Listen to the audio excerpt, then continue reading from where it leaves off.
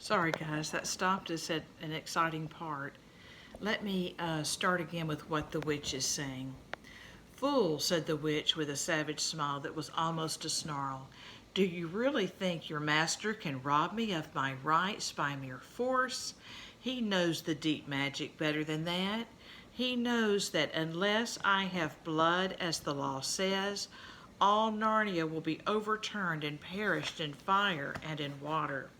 It is very true, said Aslan. Sorry, guys.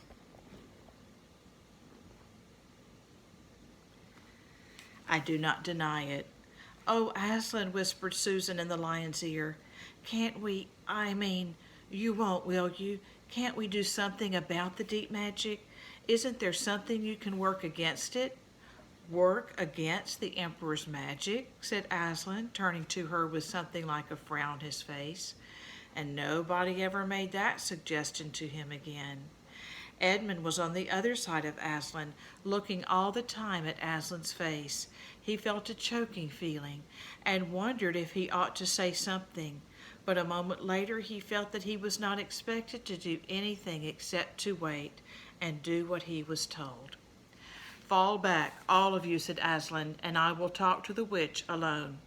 They all obeyed. It was a terrible time, this, waiting and wondering while the lion and the witch talked earnestly together in low voices. Lucy said, "Oh, Edmund," and began to cry. Peter stood with his back to the others, looking out at the distant sea. The beavers stood holding each other's paws with their heads bowed. The centaurs stamped uneasily with their hoofs. But everyone became perfectly still in the end, so that you noticed even small sounds, like a bumblebee flying past, or the birds in the forest down below, or the wind rustling the leaves, and still the talk between Aslan and the White Witch went on. At last they heard Aslan's voice. "You can all come back," he said. "I have settled the matter. She has renounced the claim on your brother's blood." And all over the hill there was a noise as if everyone had been holding their breath and had now begun breathing again, and then a murmur of talk. The witch was just turning away with a look of fierce joy on her face when she stopped and said, "But how do I know this promise will be kept?" "Roar!" roared Aslan, half rising from his throne, and his great mouth opened wider and wider, and the roar grew louder and louder. And the witch, after staring for a moment with her lips wide apart, picked up her skirts and fairly ran for her life. Chapter 14, The Triumph of the Witch. As soon as the witch had gone, Aslan said, "We must move from this place at once. It will be wanted for other purposes. We shall encamp tonight at the fords of Baruna." Of course, everyone was dying to ask him how he had arranged matters with the witch, but his face was stern, and everyone's ears were still ringing with the sound of his roar, and so nobody dared. After a meal, which was taken in the open air on the hilltop, excuse me, for the sun had got strong by now and dried the grass, they were busy for a while, taking the pavilion down and packing things up. Before 2 o'clock, they were on the march and set off in a northeasterly direction, walking at an easy pace, for they had not far to go. During the first part of the journey, Aslan explained to Peter his plan of campaign. "As soon as she has finished her business in these parts," he said, "the witch and her crew will almost certainly fall back to her house and prepare for a siege. You may or may not be able to cut her off and prevent her from reaching it."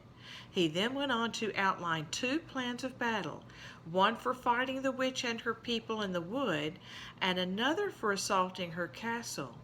And all the time he was advising Peter how to conduct the operations, saying things like, "You must put your centaurs in such and such a place," or "You must post scouts to see that she doesn't do so and so," till at last Peter said, "But you will be there yourself, Aslan." "I can give you no promise of that," answered the lion, and he continued giving Peter his instructions. For the last part of the journey, it was Susan and Lucy who saw most of him. He did not talk very much and seemed to them to be sad. It was still afternoon when they came down to a place where the river valley had widened out and the river was broad and shallow. This was the fords of Varuna, and Aslan gave orders to halt on this side of the water. But Peter said, wouldn't it be better to camp on the far side, for fear she should try a night attack or anything?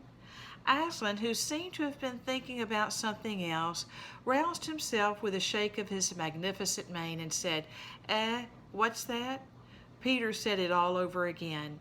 No, said Aslan in a dull voice, as if it didn't matter. No, she will not make an attack tonight. And then he sighed deeply. But presently he added, all the same, it was well thought of. That is how a soldier ought to think. But it doesn't really matter. So they proceeded to pitch their camp. Aslan's mood affected everyone that evening. Peter was feeling uncomfortable too at the idea of fighting the battle on his own. The news that Aslan might not be there had come as a great shock to him. Supper that evening was a quiet meal. Everyone felt how different it had been last night or even that morning. It was as if the good times, having just begun, were already drawing to their end.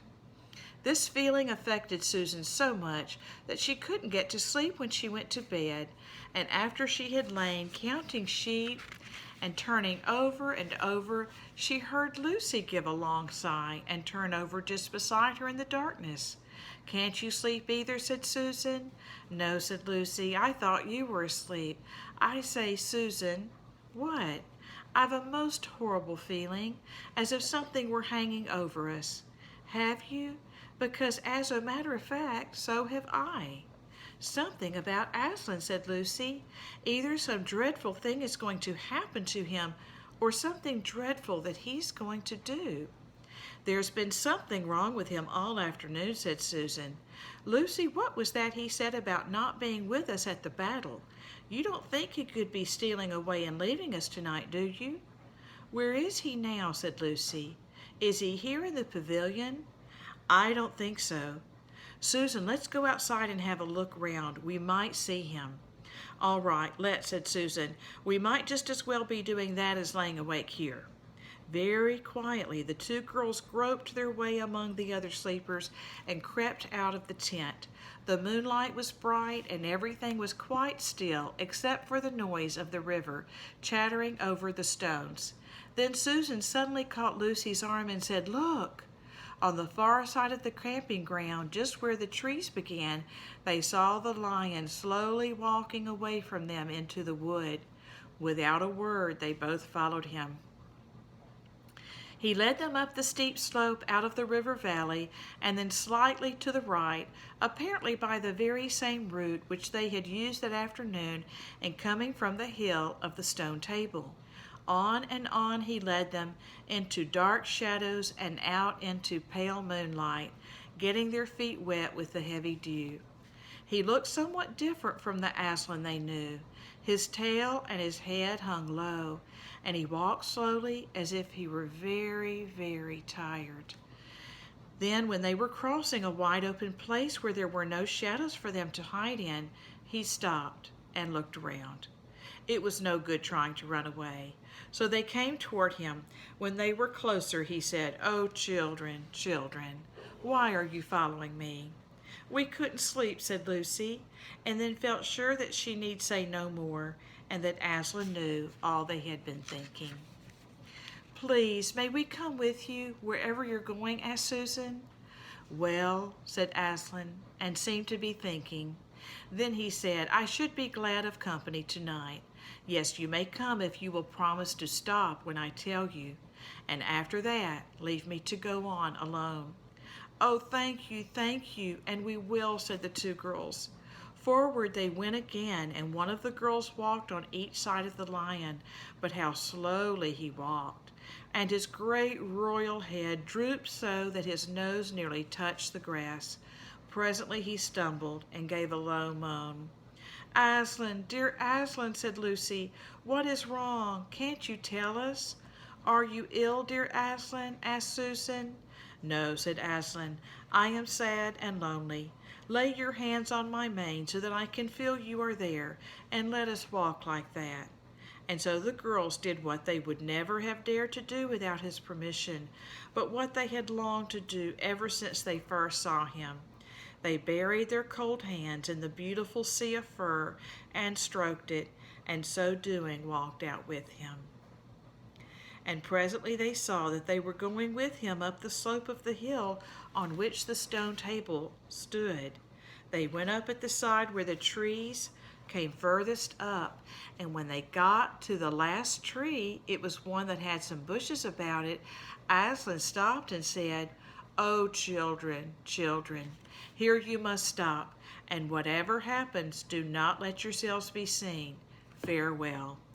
And both the girls cried bitterly, though they hardly knew why, and clung to the lion, and kissed his mane and his nose and his paws and his great sad eyes.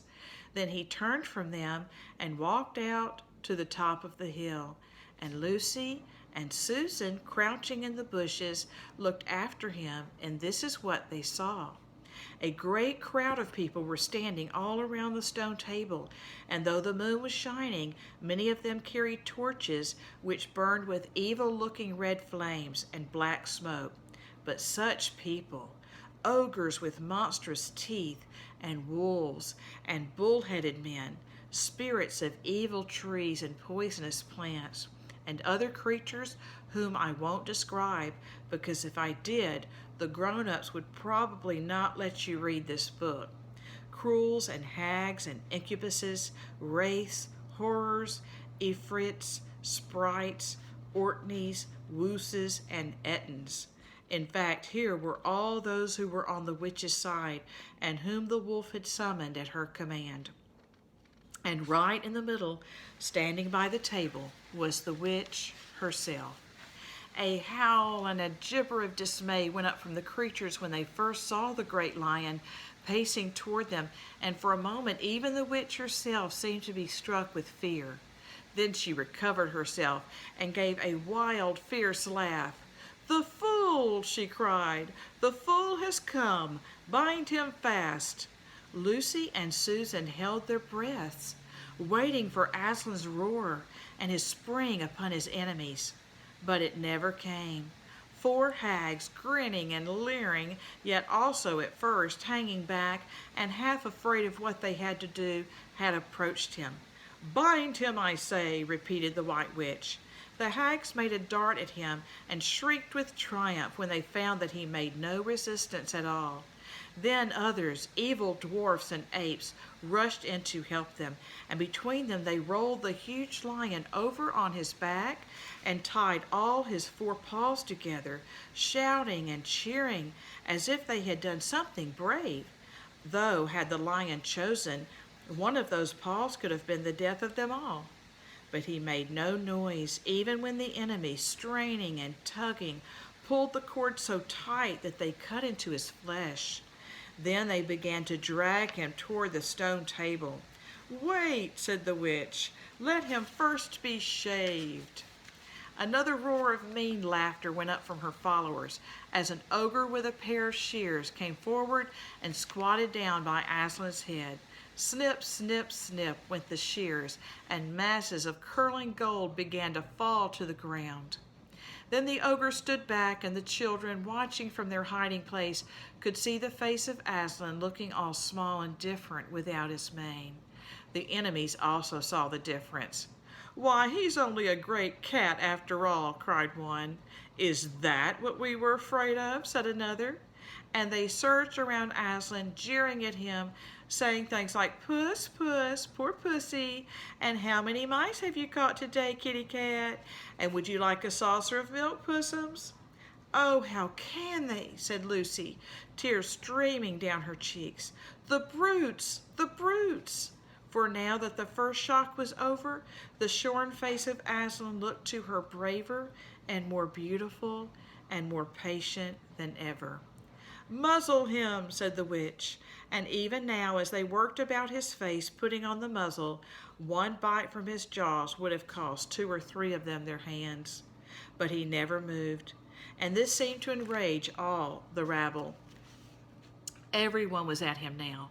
Those who had been afraid to come near him, even after he was bound, began to find their courage, and for a few minutes the two girls could not even see him, so thickly was he surrounded by the whole crowd of creatures, kicking him, hitting him, spitting on him, jeering at him. At last the rabble had had enough of this. They began to drag the bound and muzzled lion to the stone table, some pulling and some pushing. He was so huge that even when they got him there, it took all their efforts to hoist him onto the surface of it. Then there was more tying and tightening of cords. The cowards, sobbed Susan. Are they still afraid of him even now? When once Aslan had been tied, and tied so that he was really a mass of cords, on the flat stone, a hush fell on the crowd. 4 hags, holding 4 torches, stood at the corners of the table. The witch bared her arms as she had bared them the previous night, when it had been Edmund instead of Aslan. Then she began to whet her knife. It looked to the children, when the gleam of the torchlight fell on it, as if the knife were made of stone, not of steel, and it was of a strange and evil shape. At last she drew near. She stood by Aslan's head. Her face was working and twitching with passion, but his looked up at the sky, still quiet, neither angry nor afraid, but a little sad. Then just before she gave the blow, she stooped down and said in a quivering voice, "And now who has won? Fool, did you think that by all this you would save the human traitor? Now I will kill you instead of him, as our pact was, and so the deep magic will be appeased. But when you are dead, what will prevent me from killing him as well? And who will take him out of my hand then? Understand that you have given me Narnia forever. You have lost your own life, and you have not saved his. In that knowledge, despair and die." The children did not see the actual moment of the killing. They couldn't bear to look, and had covered their eyes. Well, that was a very sad chapter. Okay, get your paper ready if you don't have it already. Question 1. What was the witch about to do to Edmund right before he was rescued?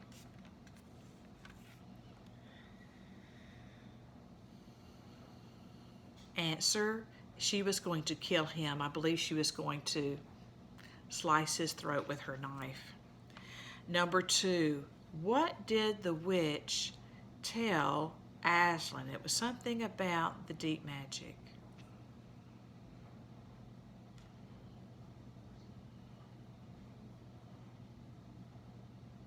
The answer, Edmund had to be killed because he had disobeyed or betrayed his friends and Aslan, and it was just part of the deep magic that was a law of that land. Number 3, who couldn't sleep and walked with Aslan to where they could see the stone table? The answer is Susan and Lucy. Number 4, what did the witch do to Aslan to humiliate him or make him look less powerful before she killed him?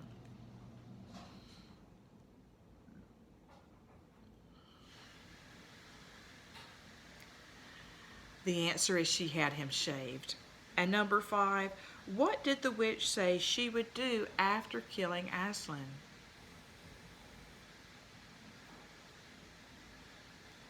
The answer, she would then kill Edmund and be the ruler of all the land. Boys and girls, I did not go over the iReady and the AR and the writings from last week today, but I will do that tomorrow, so please come back tomorrow.